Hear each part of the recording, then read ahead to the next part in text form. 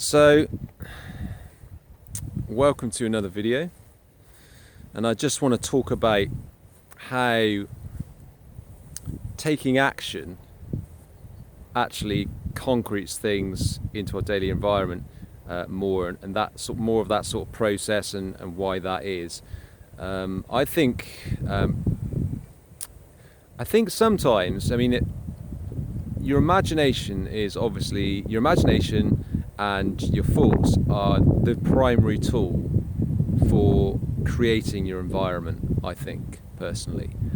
But the one thing, obviously, as human beings, we are taught that it's only action that will create things in our environment. And it's actually the action that creates things in our environment, not our own thoughts. This is the way that I was taught. I believe that a lot of people I speak to, that's the way that they were taught. So we're taught that it's primarily and only the actions that we do that create our environment, and that's it. And the thoughts are not involved. When I was a child, I wasn't. My parents and my family didn't know anything about thoughts. And when I asked these questions, why do I think? What are my thoughts for?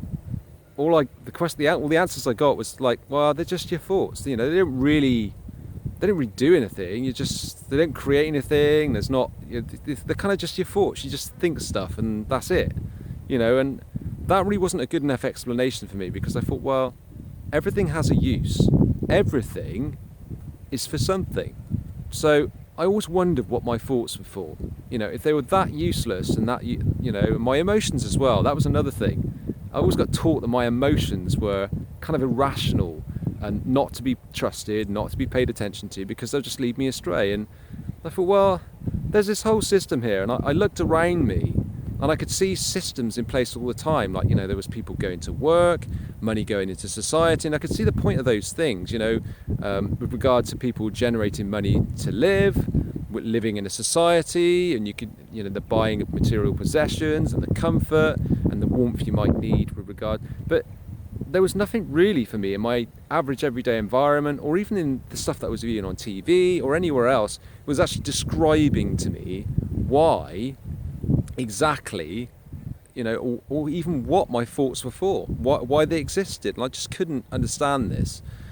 And so that I remained in like a quandary for a long time. I just couldn't, or maybe quandary is the wrong word, but I remained in this pit for a long time. I was chronically depressed, and I just couldn't figure out, why my problems existed, or even what the point of them was. I couldn't see the point of my life. I was thinking, well, if it can't really, at the base of it was just like, I just wanted to get what I wanted. I just wanted to be happy, and I couldn't understand why I couldn't be happy.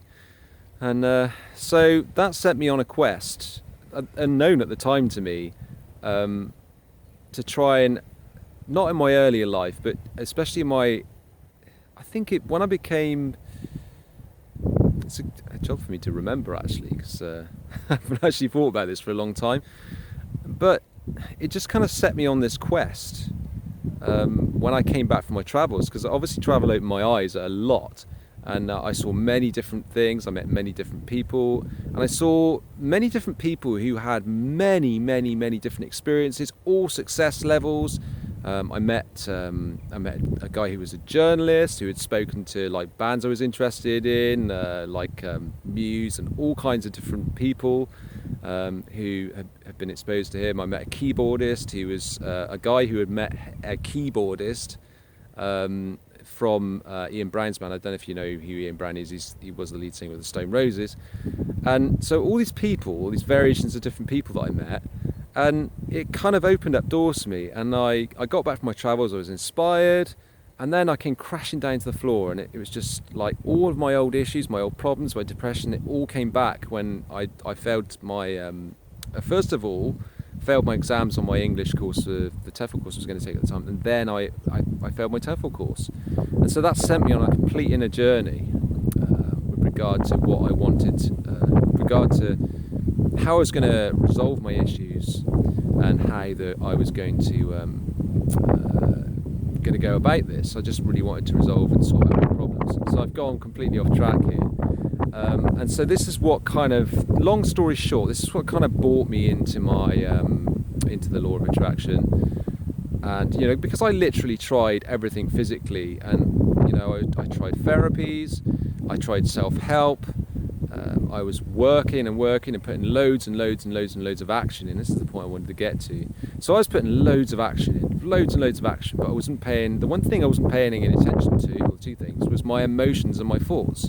Because I thought that my thoughts and emotions were meaningless and didn't mean anything, because of obviously what I've been brought up with. So again, the long story short is that I came across in total exhaustion, in total depression, in taking everything apart, in becoming more or less totally empty.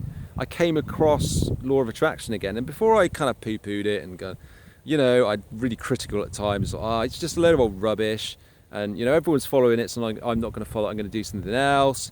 You know, there's all these kind of things going on. You know, just in my head. And eventually I thought, well, and my friend gave me these two discs, and it was all about the law of attraction. And I just thought, do you know what? Whenever my friends give me something, this is a good friend of mine, a best friend, whenever he's given me something, you know, to learn or to do, or like a CD or something like that, it's always kind of changed my life in some profound way. And so I thought, well, do you know what? He's given me treatments.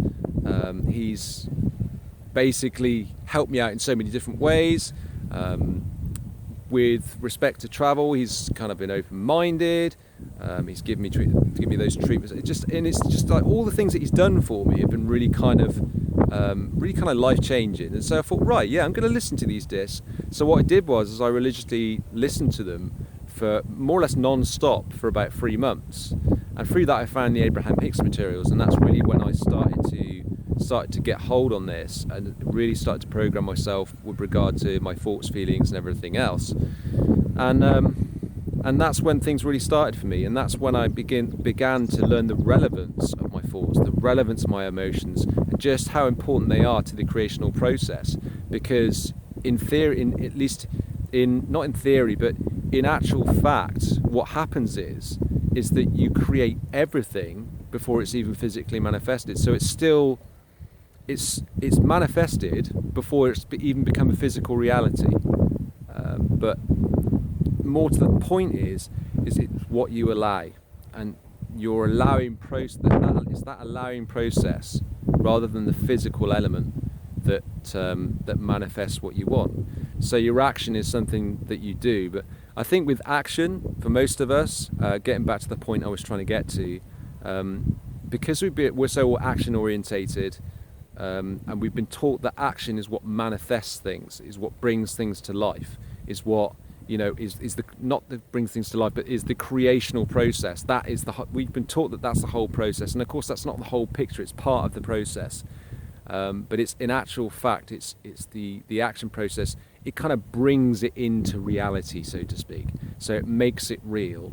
And for most of us, we like to see real things, and that's why the action part of the process is so vital for us in our everyday environments, to bringing things into a real state of being. So that's really what I wanted to share. This video's been about 8 minutes long. I'm sure I've rambled, and I'm sure I've gone over the same point over and over again. But this is coming fresh out of my head, and so I just wanted to share that with you. So take care, guys. I hope you have a great day, and I realise that my technical skills, I'm not looking at the camera, are not great, but like I said to you before, I'm not focusing on my technical skills at the moment. What I'm doing is focusing on the content that I'm wanting to produce on the spur, so to speak. So I hope this has been of value to you guys, and take it easy, and speak to you very soon.